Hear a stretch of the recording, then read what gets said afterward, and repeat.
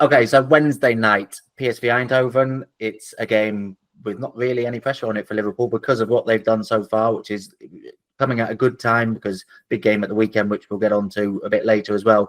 But PSV will, host Liverpool, knowing that they can still get into the next round of the Champions League. So it's a big game for them. They're top of the Eredivisie, but they are a team that Arne Slot knows well from his time at Feyenoord, of course. It's an interesting one, but one, thankfully, as I say, with no real pressure on it for Liverpool.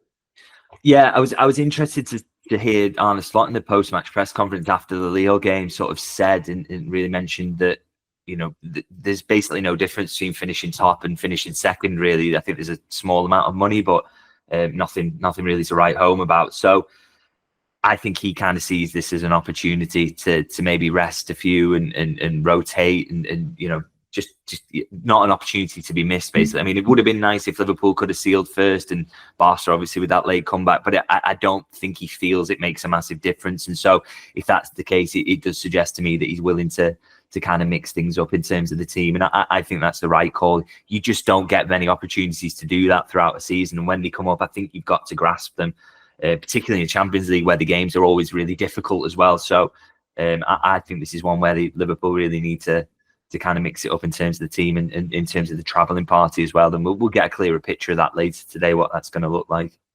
Yeah, but I agree. You'll expect to see all those sort of fringe players, Chiesas, Conor Bradley, maybe Quansah coming in. You'll expect to see all of them, wouldn't you? And Liverpool have put themselves in this position because of what they've done before. It's not like, I think Liverpool and Barcelona are probably the only two in such a comfortable position. Arsenal seem already through, but it's going to be absolute madness behind Liverpool on that Wednesday night. So it's going to be nice to just have that serene thing, which you can give. You can rest some key players ahead of Bournemouth, and you can give those fringe players some much needed minutes at, a very, very high level as well. Yeah, exactly.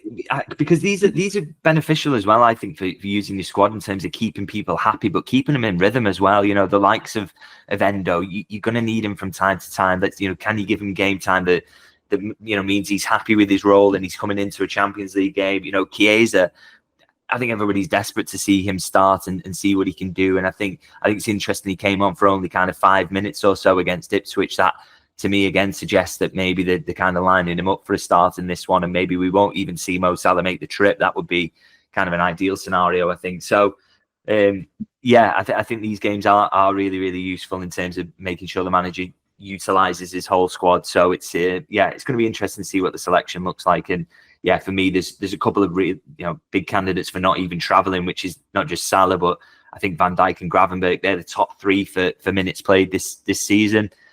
Can you almost treat this like a League Cup game and not get them involved at all? I would like to see that, because I think the squad depth is there. Liverpool haven't got too many injuries. I think the capability to do that is there. So I'd like to see the manager take them, particularly as there's kind of a big few games coming up. How about Gakpo against his former club? Do you see him starting? I think this is definitely a game he would have started earlier in the season, I think. But as we mentioned, he's now probably the second name on the team sheet in an attacking sense behind Salah. Probably gone ahead of Diaz in that respect. Do you see him starting this one, or is this one to be rested against his former club? I suppose there's not really any room for sentimentality about it being his former club. Yeah, I just wonder whether it's one way you kind of throw Luis Diaz in the mix. Maybe, or the manager's got options, really. I think, with Gakpo, he's come to that point now where he's so important. Like I said, he's one of the first names on the team sheet. Are you just thinking ahead to the weekend and thinking, okay, well, I want him to be at his absolute best. I want him to be on the pitch for 90 minutes there. And that's absolutely crucial. So if I'm going to do that, how do I kind of think back and, you build your team for Bournemouth effectively and kind of build back from there to what the PSV team looks like. And you think, who needs the rest? Who do I want 100%? I'm sure there's a lot of midfielders there that you'll want to do some rotating around as well, because you'll want them to be full of energy for the weekend as well. So I think it's, Gakpo I'm sure it's a game he would kind of like to play in, and certainly make the trip to at least be in the squad.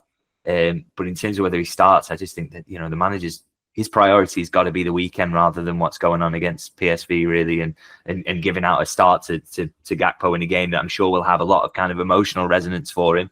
But in terms of the actual importance to Liverpool's season is not right up there. So it'd be interesting to see what he does with that.